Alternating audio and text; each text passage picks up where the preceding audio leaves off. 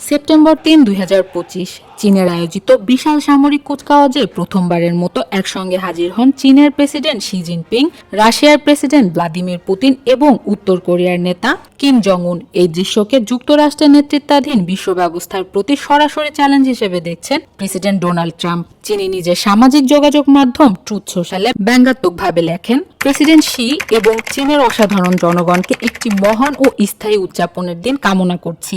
অনুগ্রহ করে Vladimir Putin এবং কিম জং উনের কাছে আমার উষ্ণ শুভেচ্ছা পৌঁছে দিন, যেহেতু আপনারা মিলে যুক্তরাষ্ট্রের বিরুদ্ধে ষড়যন্ত্র করছেন। তিনি আরো বলেন, চীনের স্বাধীনতা অর্জনে যুক্তরাষ্ট্রের রক্ত ও সহায়তার কথা যেন শি জিনপিং স্মরণ করেন। বহু আমেরিকান প্রাণ দিয়েছেন চীনের বিজয়ের জন্য, তাদের সাহস ও আত্মত্যাগ যেন যথাযথভাবে সম্মানিত হয়।